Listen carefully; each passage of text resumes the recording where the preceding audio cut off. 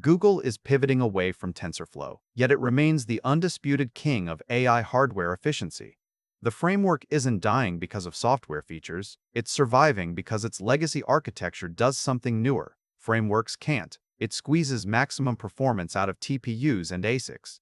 Developers are being told to abandon TensorFlow for PyTorch or JX based on hype cycles. But if your company runs on Google Cloud TPUs, that advice could cost them millions in wasted compute time. This video explains why the old graph architecture is actually a superpower for production economics. When you hear news about TensorBoard.dev shutting down in early 2024 or the official certification program ending later this year, it sounds like an obituary. But inside Google's infrastructure, thousands of massive machine learning systems are still running on TensorFlow. Migrating those legacy assets would be a multi-year undertaking that simply isn't worth the risk when stability is paramount. The confusion stems from misunderstanding what legacy means in software engineering versus hardware optimization. To understand why this matters for your career and your stack, we need to look at how these frameworks talk to silicon differently. PyTorch dominates research because it uses eager execution, meaning code runs line by line just like standard Python. This makes debugging incredibly intuitive, but introduces overhead that slows down inference on specialized hardware. TensorFlow pioneered the static computational graph back in 2015. In this model, you define the entire computation structure before any data flows through it. Think of PyTorch as racing a car on a dirt track where you can change gears and take turns freely at any moment. It is flexible, but every turn costs time and fuel because the road isn't built for speed. TensorFlow, particularly in its legacy graph mode used with Google's custom silicon-like TPUs or ASICs, is more like running that same car on a dedicated highway specifically engineered for it. The track layout is fixed before you start, allowing engineers to optimize every curve and straightaway for maximum velocity. Quick resource note: I keep a curated set of Amazon search links in the description for books, gear, and tools relevant to this channel's topics. Some are affiliate links, so I may earn a commission at no extra cost to you. Please consider supporting the channel by using those links if you find something useful. This architectural divergence explains why the abandonment narrative often misses the hardware reality check. While new projects are encouraged toward JX for future scalability, TensorFlow's graph capabilities remain superior for specific acceleration tasks that newer frameworks handle less efficiently without significant overhead. The NVIDIA repository was archived in late 2025, not because the tool is broken, but because the ecosystem has matured into a multi-backend reality where Keras now supports TensorFlow, PyTorch, and JX as interchangeable backends.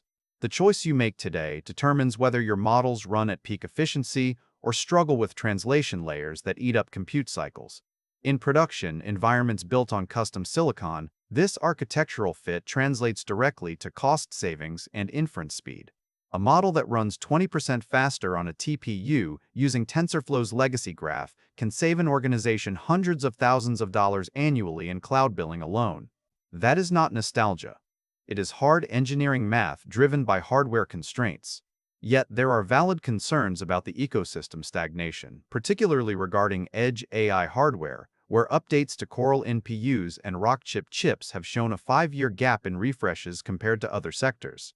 This lag creates friction for developers trying to deploy models on older mobile or embedded devices without bleeding-edge support. However, this does not negate the core framework's optimization strength for cloud-scale inference. The numbers tell a different story about active usage. TensorFlow still holds 196,000 stars and over 75,000 forks on GitHub, signaling that millions of developers are actively maintaining and building upon it despite the noise around its retirement. The shift to JAX represents Google's strategic pivot toward better scalability and sharding APIs for future hardware generations, rather than a signal that today's TPU efficiency is gone. This means engineers must now choose their tool based on specific deployment environments rather than which framework is trendier in academic papers. If you are building new research prototypes, PyTorch or JX might be the right starting point because they allow rapid iteration and experimentation without worrying about compilation times or graph definitions. But if your goal is to deploy a massive model at scale where every millisecond of latency counts toward user experience, TensorFlow's legacy architecture remains unmatched for Google Cloud TPUs. This distinction creates a critical career judgment call for practitioners in the AI era. If you are hired by an enterprise that relies on custom silicon or has existing infrastructure built over years of optimization, abandoning TensorFlow now would be a strategic error. You cannot simply swap frameworks and expect identical performance because the underlying assumptions about how code executes have changed fundamentally. The legacy. Code is not just nostalgia. It represents proven stability in high-stakes environments where downtime costs more than development time. Google has confirmed internally that TensorFlow will continue to be maintained through the medium term specifically because thousands of production systems inside Google still run on it. This commitment ensures that while the future looks toward JAX for scalability, today's investments in TPU-optimized workflows are safe from sudden disruption. The industry is moving toward a model where Keras acts as an abstraction layer, allowing you to plug in different backends based on your hardware needs without rewriting your entire codebase. In the end, choosing your framework should not be about which one is trendier or has more GitHub stars today. It must be about which one runs cheaper and faster on your specific chip architecture tomorrow. The legacy graph of TensorFlow is a testament to how software engineering can adapt to physical hardware constraints in ways that pure flexibility cannot match. Understanding this trade-off separates engineers who follow hype from those who understand the economics of AI deployment. Thanks for watching all the way to the end. I am a one-person team working hard to make each video better than the last. Subscribe if you found value. It is the best way to show support. Drop a comment with your biggest takeaway. See you in the next video.